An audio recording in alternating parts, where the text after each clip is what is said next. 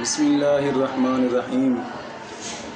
آج کا سبق حلال اور حرام جانوروں کا بیان ہے۔ سبق کی شروعات میں پہلے چند حدیثیں سماعت فرما لیں، پھر اس کے بعد جو مسائل اخذ ہوتے ہیں وہ بتاتا ہوں۔ پہلی حدیث یہ ہے، آقا کریم صلی اللہ تعالی وسلم کا فرمان مبارک ہے، مسند احمد بن حنبل جلد دوم صفحہ 567 پر آقا کریم صلی اللہ علیہ وسلم نے فرمایا کہ جس نے چڑیا یا کسی جانور کو ناحق قتل کیا، اس سے اللہ تعالیٰ قیامت کے دن سوال کرے گا۔ عرض کیا گیا، یا رسول اللہ صلی اللہ علیہ وسلم، اس کا حق کیا ہے؟ حضور نے فرمایا، اس کا حق یہ ہے کہ ذبح کریں اور کھائیں، یہ نہیں کہ سر کاٹیں اور پھینک دیں۔ بات سمجھ آ گئی کہ نہیں؟ اس کا حق یہ ہے اس کا ذبح کر کے کھایا جائے۔ اور دوسری حدیث یہ ہے جو کہ ترمذی اور ابو داود میں ہے، آقا کریم صلی اللہ علیہ وسلم نے فرمایا،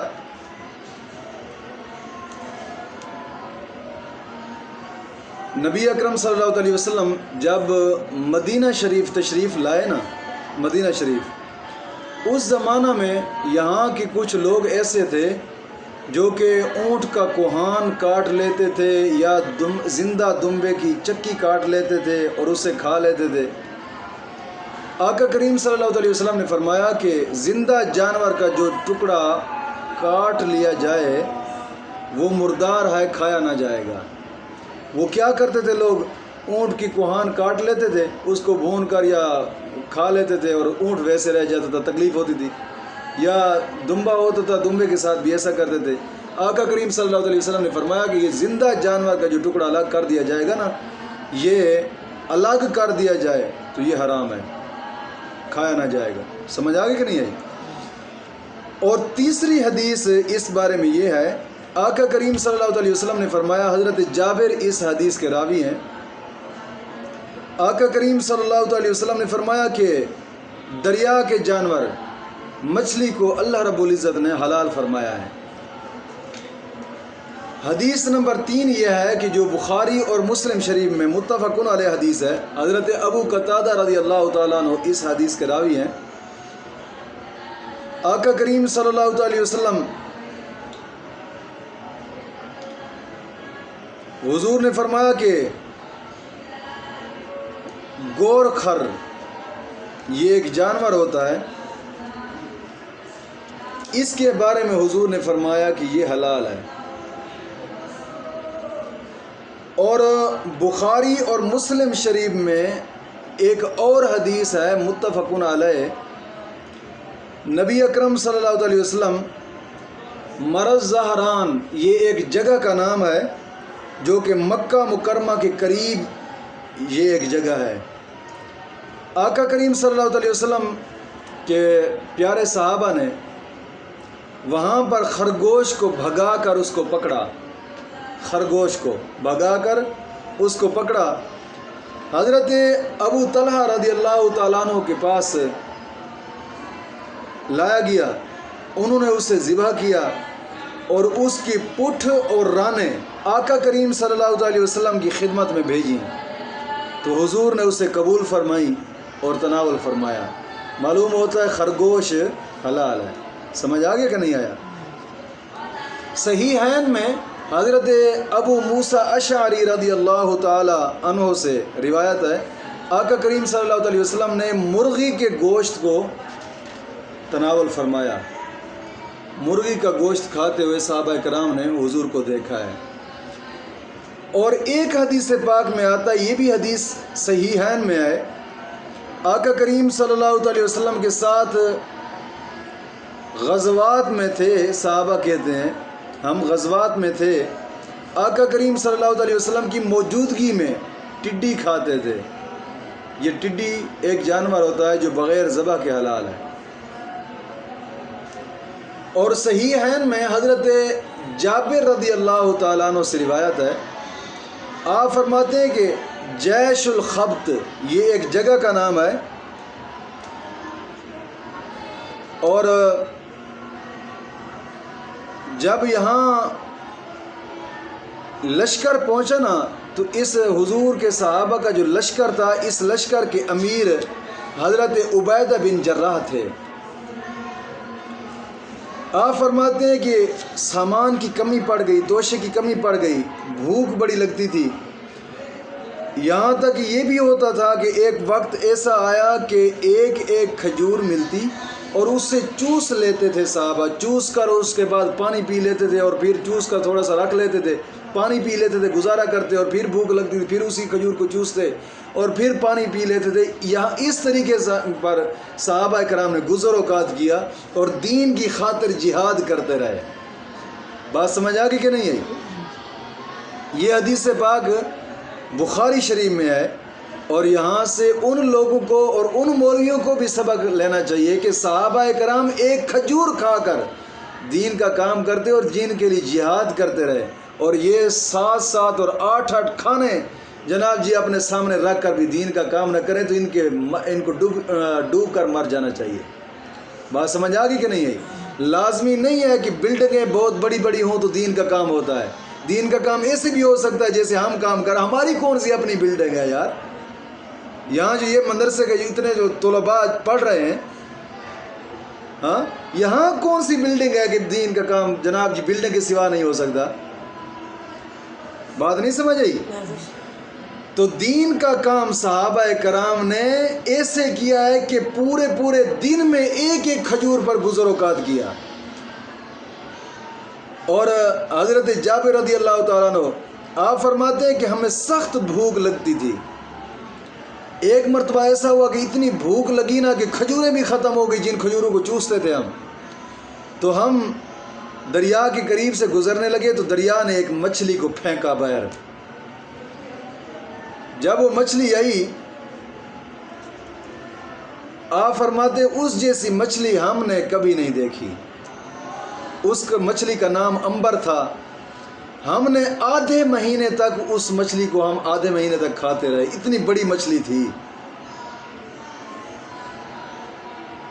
اور اس کی ایک ہڈی حضرت ابو عبیدہ رضی اللہ تعالیٰ عنہ فرماتے ہیں کہ اس کی ایک ہڈی کھڑی کی، بعض روایات میں آتا ہے کہ اس ہڈی کو جب کھڑا کیا نا تو ایسے ہی کھڑا کیا ہڈی کو، ہڈی ڈنگی نما تھی، تو اس کے نیچے سے ایک اونٹ 7 سوار کے ماں سوار اس کے نیچے سے گزر جاتا تھا، اتنی بڑی ہڈی تھی اس مچھلی کی، اتنی بڑی وہ مچھلی تھی۔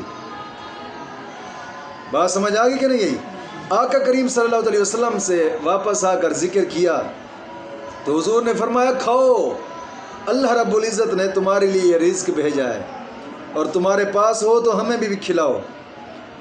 تو راوی کہتے ہیں کہ ہم نے اس میں سے آقا کریم صلی اللہ علیہ وسلم کے پاس بھیجا تو حضور نے بھی اسے تناول فرمایا۔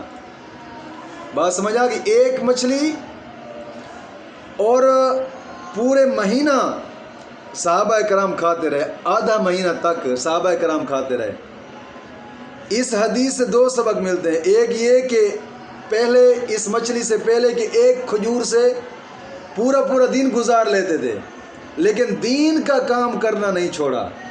ہاں آج تو تنخواہ کم پڑ جائے بس یار دیتے کیا ہے، مولویوں کے کام میں کیا ہے، بس اپنا کام کرو، کاروبار کرو، اس میں پیسہ آ جائے گا۔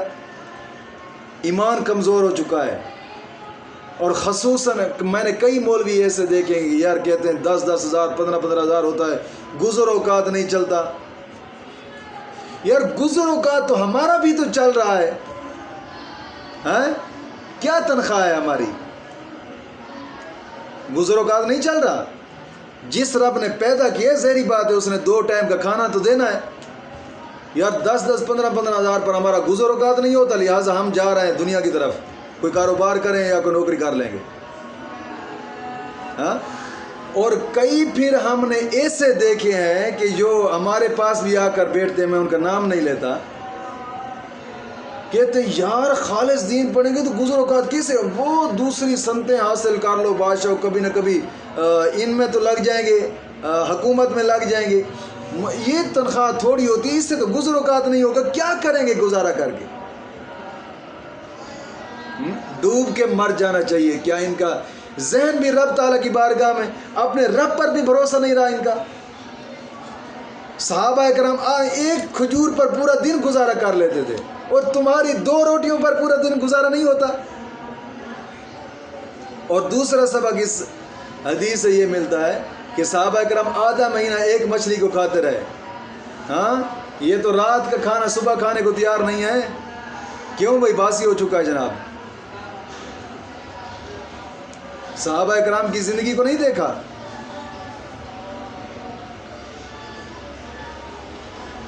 بہرحال میں اس حدیث کے مزید طویل میں نہیں جانا چاہتا کہ ٹائم قلیل ہوتا ہے.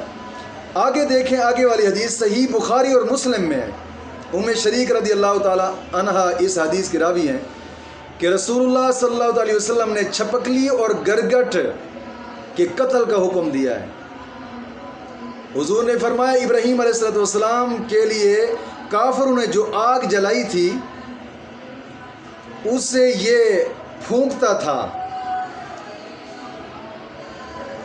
یہ پھونکتا تھا اسے، آگ کو پھونکا کیوں دیتا تھا؟ زیادی ہو جائے، آگ زیادی ہو جائے. اور صحیح مسلم میں سعد بن ابی وقاص رضی اللہ تعالیٰ عنہ سے جو روایت ہے نا، اس روایت میں آقا کریم صلی اللہ علیہ وسلم نے اس کا نام فویسق رکھا ہے. فویسق یعنی چھوٹا فاسق یا بڑا فاسق. اس لفظ میں دونوں معنی کا احتمال ہوتا ہے. کیوں؟ یہ بغض رکھنے لگا تھا اللہ کے نبی سے، پھونک مارتا تھا کہ آگ زیادہ ہو جائے، آگ زیادہ ہو جائے. بغض ظاہر ہو رہا تھا نبی کا. ہاں نبی کا بغض ظاہر ہو رہا تھا. اور پھر اللہ اور اللہ کے پاک محبوب نے کیا حکم ہے؟ جو نبیوں کے ساتھ بغض رکھے وہ چھتر کے قابل ہوتا ہے. قیامت تک جہاں بھی آپ کو ملے اس کو چھتر مار کے مار دیا جائے، نہ کہ اس کے ساتھ دوستی بڑھائی جائے اور ان کو ٹکٹیں دی جائیں، آ جائیں آپ بھی ہماری تاریخ میں آ جائیں. ہاں جو نبی کے دین کے ساتھ اور نبی کے ساتھ بغض رکھتا ہے وہ تو چھتر کے قابل ہے. یہاں پر حضور نے فرمایا اسے چھتر مار کر جناب جی مارا جائے.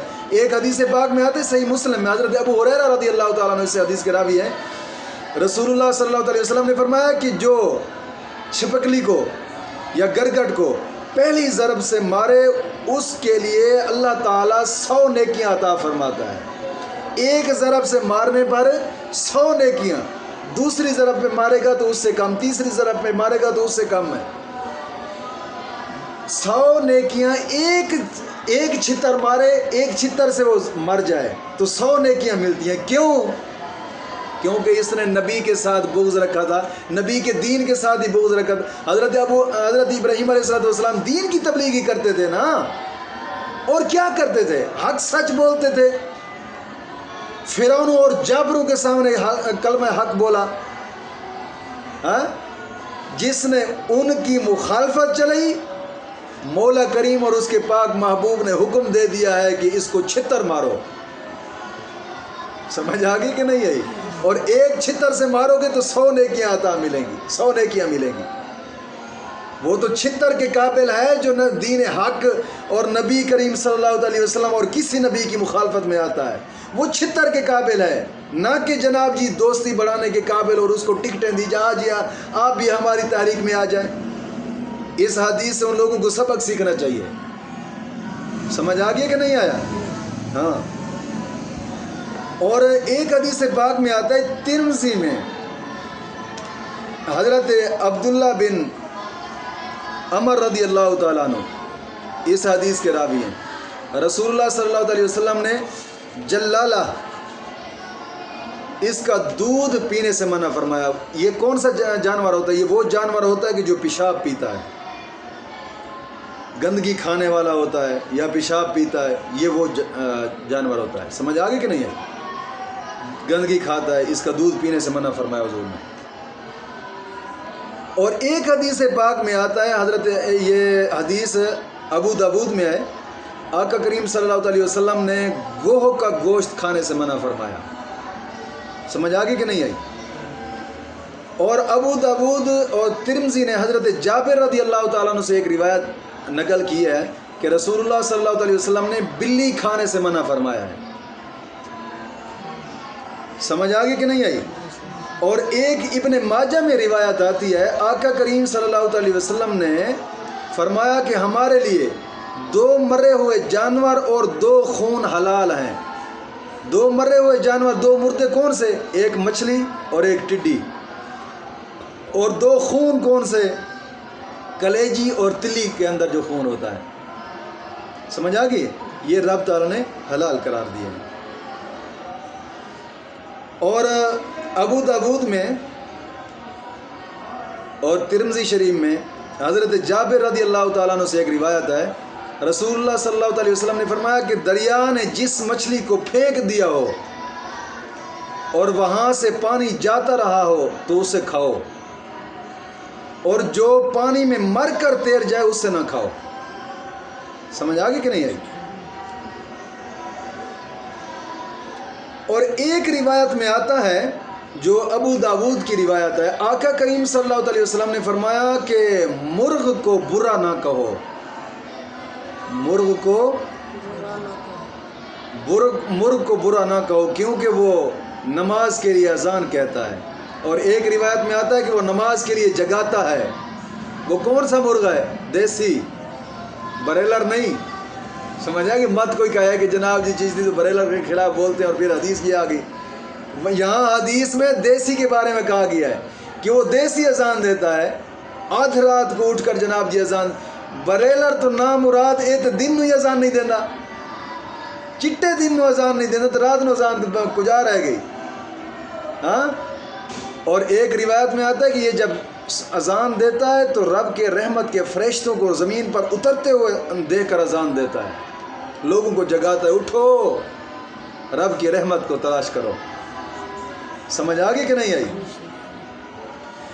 اب ایک قاعدہ قوانین سمجھے. یہ حدیثیں تو کچھ مختصر میں نے اس سبق میں بیان کی ہیں کہ گوشت یا جو کچھ غذا کھائی جاتی ہے وہ انسان کے بدن کا جزء بنتی ہے، بدن کا جزء بنتی ہے، اور اس کے اثرات ظاہر ہوتے ہیں انسان کے جسم میں.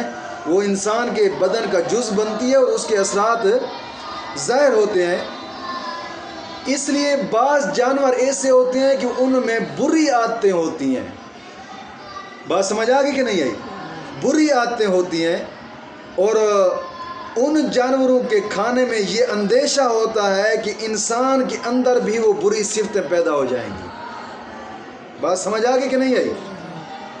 لہٰذا انسان کو ان کے کھانے سے منع کیا گیا ہے. اور حلال جانوروں اور حرام جانوروں کی تفصیل تو دشوار ہے، یہاں پر چند کلیات ذکر کرتا ہوں. اب دیکھیں کہ جانور کا جب گوشت کھاتے ہیں نا، اس گوشت کا جو وہ گوشت ہوتا ہے، وہ جو غذا ہوتی ہے انسان کے جسم کا جزء بنتی ہے، اور اس میں بری عادتیں بھی ہوتی ہیں اور اچھی عادتیں بھی ہوتی ہیں. ہم کہتے ہیں کہ جنابی یہ جو مرغا ہے نا، بریلر مرغا، یہ لانتی خود بے غیرت ہے، حق کی آواز نہیں بول سکتا. میری بات نہیں سمجھ آ رہی؟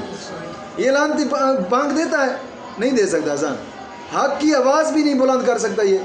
اور یہ اتنا بغیرت ہوتا ہے کہ ساتھ سے ٹرک گزرتا ہوا ہارن مارے تو یہ ویسے ہی ڈر کے مر جاتا ہے. اس میں بغیرتی ہے. ہم کہتے ہیں کہ یار اس کو کھانے سے پرہیز کرو، یہ انسان کے اندر بغیرتی پیدا. جب سے پاکستان میں آیا آدھی غیرت اس نے ختم کر دی ہے مسلمانوں کے اندر. بات سمجھ آ گئی کہ نہیں ہے؟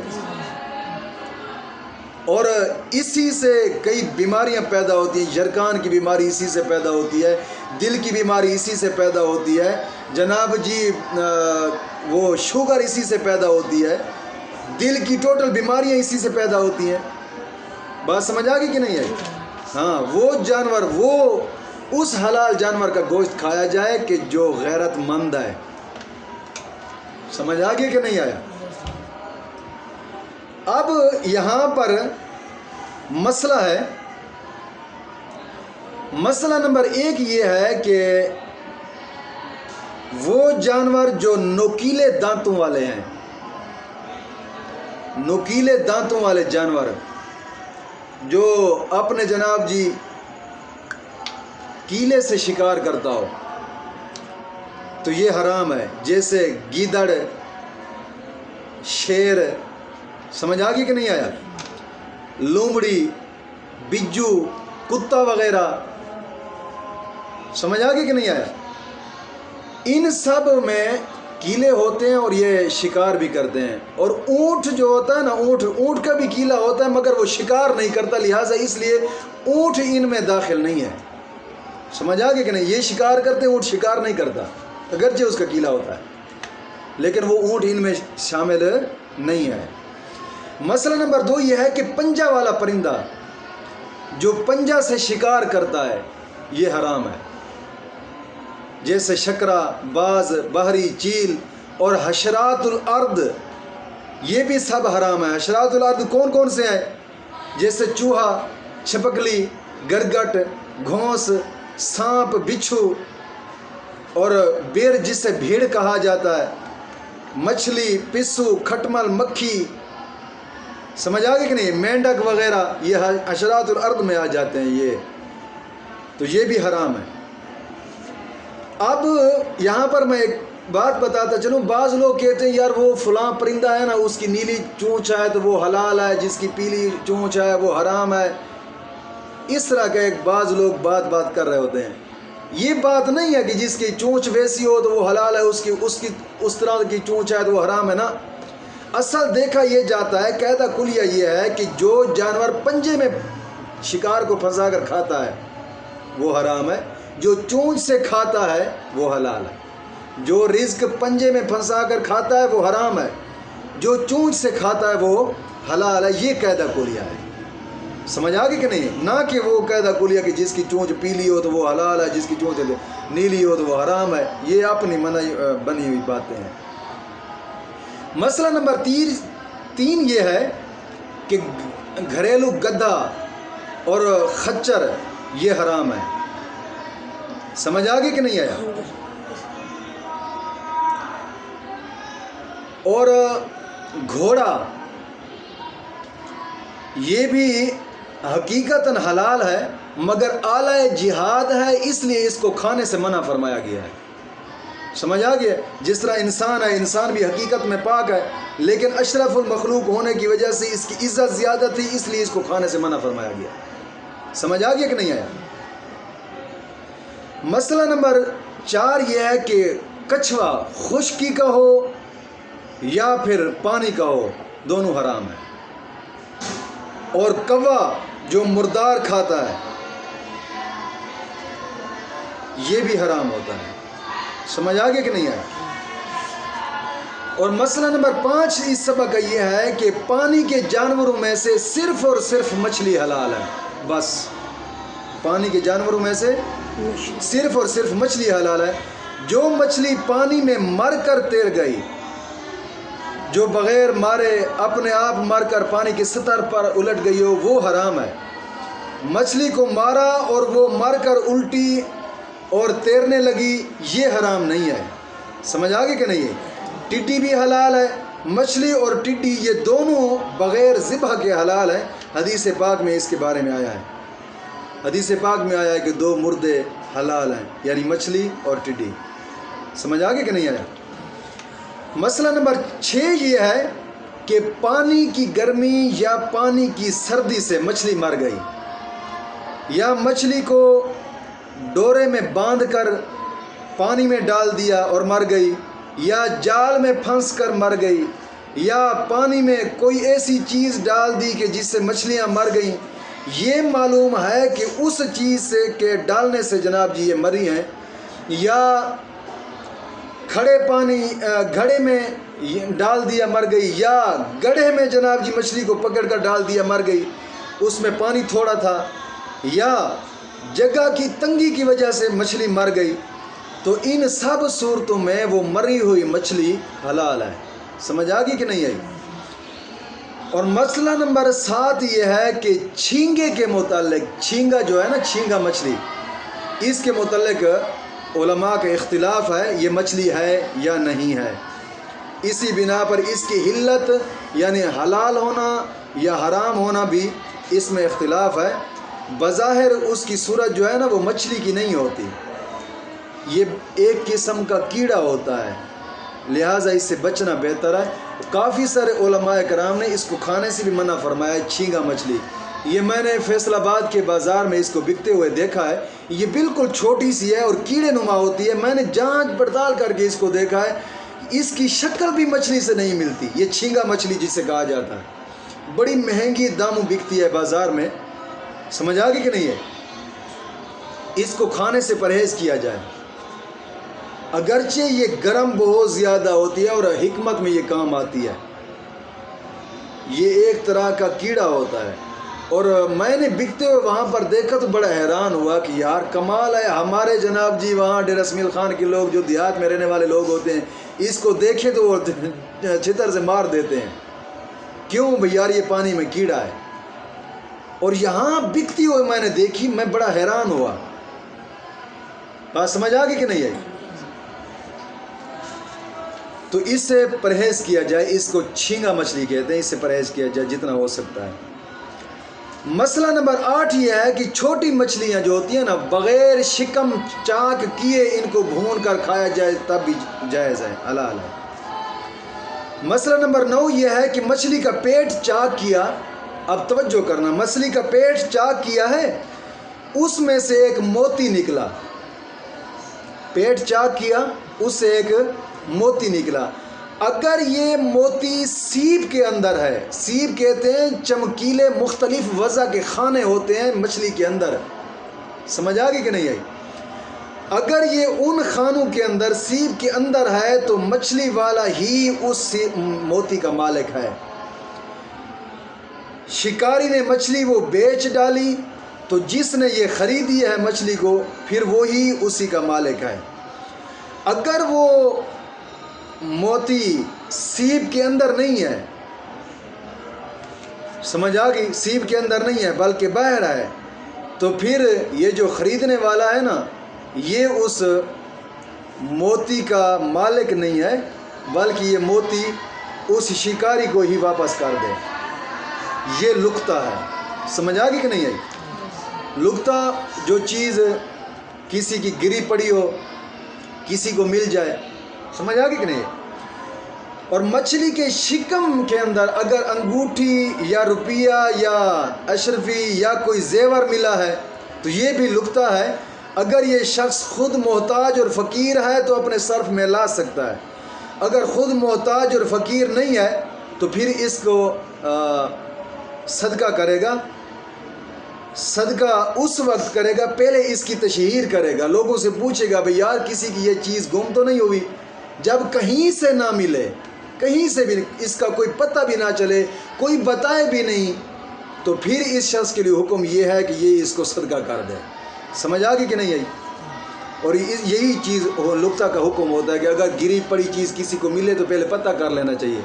اگر مل جائے اس کا مالک تو اس کو واپس کر دے. اگر نہ ملے تو خود فقیر ہے تو اپنے سر میں لا دے. اگر خود فقیر نہیں ہے تو پھر اس کا صدقہ کر دے. سمجھ آ گئی کہ نہیں آیا؟ مسئلہ نمبر 10 یہ ہے کہ بعض گائے اور بکریاں یہ غلیظ کھانے لگتی ہیں. ان کو جلالہ کہتے ہیں. اس کے بدن اور گوشت وغیرہ میں بدبو آتی ہے، بدبو پیدا ہو جاتی ہے. تو ان کو کئی دن تک، حکم یہ ہے کہ کئی دن تک ان کو باندھے رکھیں اور یہاں تک کہ نجاست کی جب بدبو جاتی رہے پھر ذبح کر کھائیں. سمجھ آ گئی کہ نہیں ہے؟ اسی طرح جو مرغی غلیظ کھاتی ہے اس کو بھی بند کرنے کا حکم ہے کہ اس کو بند کیا جائے اور یہاں تک کہ اس کے اثرات 3 دن تک کم از کم مرغی کو بند رکھیں. اثرات جب دیکھیں کہ چلے گئے ہوں گے پھر اس کو ذبح کر کے کھایا جائے. اور جو مرغیاں چلتی پھرتی کھاتی ہیں ظاہری بات ہے وہ غلیظ بھی کھاتی ہوں گی، ان کے لیے بھی یہی حکم ہے. جو گھروں میں رکھی ہوئی ہوتی ہیں ان کو کم از کم پہلے 3 دن بند رکھا جائے. 3 دن بند رکھنے کے بعد بند رکھ کر اس کو اسی پنجرے کے اندر ہی اس کو دانہ پانی ڈال دیا جائے. 3 دن کے بعد اس کو ذبح کر دیا جائے. یہ شریعت کا حکم ہے. سمجھ آ گئی؟ جو گندگی کھاتی ہیں. اور میں حیران ہوں جو بریلر مرغا اس کی تو خوراک ہی خنزیر کے گوشت سے بنتی ہے، حرام کھاتا ہے، اور بازار میں جب لوگ لینے کے لیے جاتے ہیں وہ اسی وقت ہی اس کو ذبح کر کے گوشت بنا کر دے دیتے ہیں۔ حضور نے تو منع فرمایا ہے ایسا جانور جو غلیظ کھاتا اور اس کو اسی وقت اس کو ذبح کر کے، حضور نے تو منع فرمایا۔ امت حضور کے فرمان کو بھی بھول گئی، بات نہیں سمجھ آئی۔ مسئلہ نمبر 11 یہ ہے کہ بکرا جو خصی نہیں ہوتا وہ اکثر پیشاب پیتا ہوتا ہے، پیشاب پینے کا عادی ہوتا ہے، اس میں بھی ایسی سخت یعنی بدبو پیدا ہو جاتی ہے، جس راستے سے گزرتا ہے کئی لمحات تک اس کی بدبو وہاں تک رہتی ہے، اس کو بھی جلالہ کہتے ہیں۔ اس کے گوشت سے بھی بدبو جب تک دفع نہ ہو جائے وہاں تک اس کو کھانا مکروہ ہے۔ سمجھ آگے کہ نہیں آیا؟ منع ہے۔ مسئلہ نمبر 12 اس سبق کا یہ ہے کہ بکری کے بچے کو کتیا کا دودھ پلایا جاتا رہا ہو، اس نے کتیا کا دودھ پیا ہو بکری کے بچے نے، اس کا بھی یہی حکم ہے کہ چند روز تک اس کو باندھ کر گھاس کھلائی جائے، یہاں تک کہ اس کے جسم سے وہ اثرات ختم ہو جائیں، بعد میں اس کو ذبح کیا جائے۔ بکری کا بچہ جو کتیا کا دودھ جس نے پیا ہو۔ سمجھ آگے کہ نہیں آیا؟ مسئلہ نمبر 13 یہ ہے کہ بکری سے کتے کی شکل کا بچہ پیدا ہوا۔ اب توجہ کرنا اس مسئلے پر، بکری سے کتے کی شکل کا بچہ پیدا ہوا، اب اس کو کیسے پہچانا جائے گا کہ جناب جی یہ بکری کا بچہ ہے یا کتے کا بچہ ہے؟ پیدا تو بکری کے پیٹ سے ہوا ہے، شکل کتے کی ہے، سمجھ نہیں آئی؟ پہچاننے کے اس کے 3-4 طریقے علماء کرام نے بتائے ہیں۔ وہ کون سے؟ پہلا طریقہ یہ ہے کہ دیکھیں اگر وہ بھونکتا ہے تو نہ کھایا جائے، یہ کتا ہے۔ اگر وہ بھونکتا نہیں ہے، اس کی آواز بکری کی طرح ہے، تو پھر کھایا جائے، یہ بکری کا بچہ ہے۔ دوسرا طریقہ یہ ہے کہ اس کے سامنے پانی رکھا جائے، اگر وہ زبان سے پانی کو چاٹنے لگے تو سمجھ لو یہ کتے کا بچہ ہے، کتا ہے۔ سمجھ نہیں آئی؟ تو اس کو نہ کھایا جائے۔ اگر چاٹتا نہیں ہے بلکہ منہ سے پانی پیتا ہے تو سمجھ لو یہ بکری کا بچہ ہے۔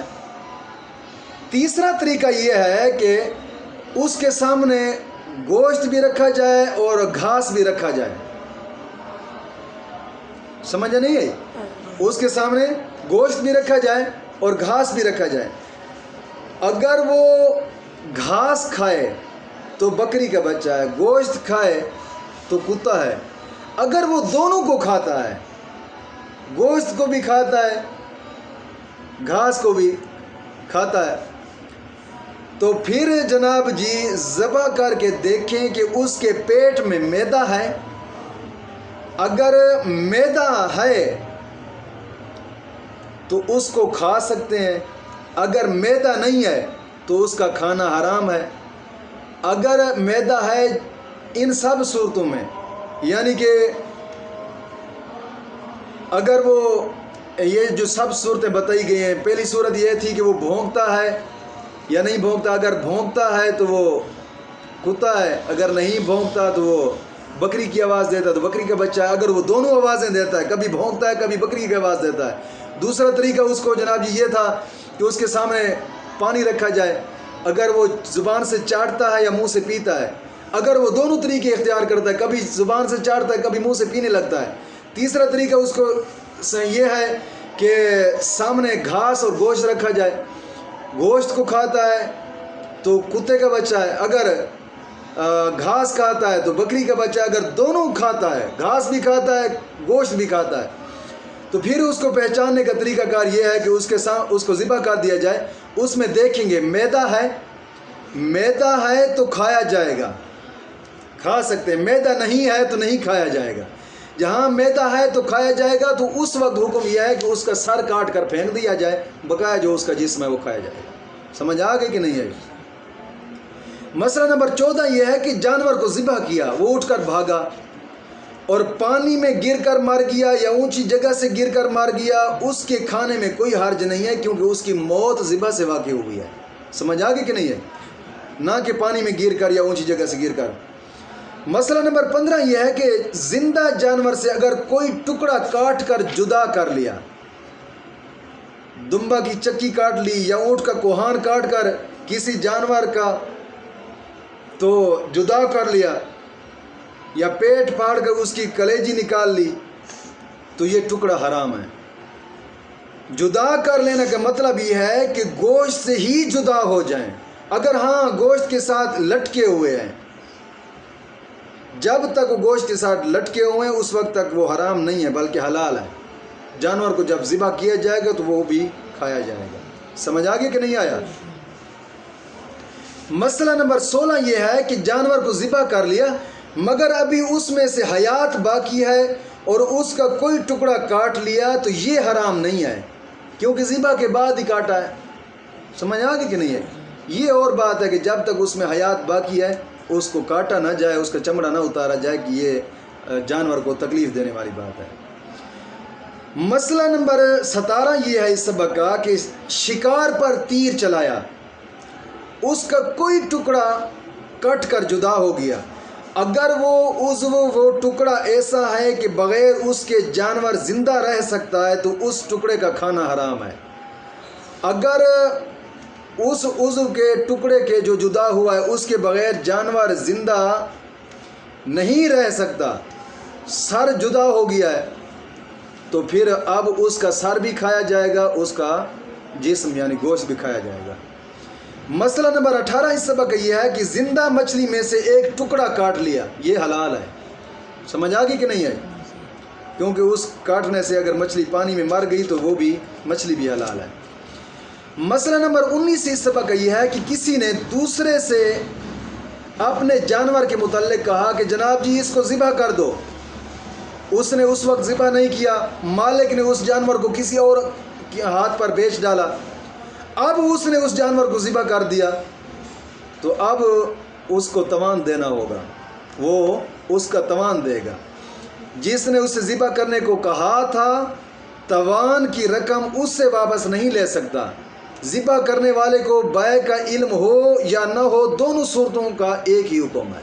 سمجھ آگے کہ نہیں آیا؟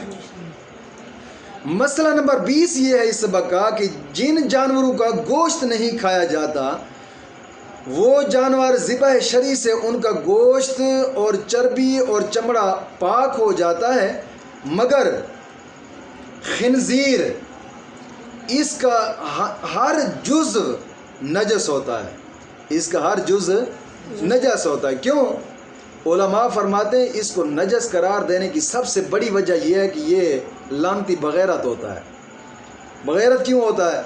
یہ اپنے سامنے دیکھتا رہتا ہے اپنی مادہ کو کسی غیر کے ساتھ ملتے ہوئے، سامنے دیکھتا رہتا ہے، غیرت نہیں کھاتا، اس لیے ہر پرزہ ہر بال اس کا نجس قرار دیا گیا ہے۔ سمجھ آگی کہ نہیں ہے؟ آدمی اگرچہ طاہر ہے، اس کا استعمال ناجائز ہے۔ ان جانوروں کی چربی وغیرہ کو اگر کھانے کے سوا خارجی طور پر استعمال کرنا چاہیں تو ذبح کر لیں، اس صورت میں اس کے استعمال سے بدن یا کپڑا نجس نہیں ہوگا، نجاست کے استعمال کی قباحت سے بھی بچنا ہوگا۔ سمجھ آگی کہ نہیں آئی؟ اس سبق کے یہ 20 مسئلے تھے۔ مولا کریم دین متین کی سمجھ عطا فرمائے۔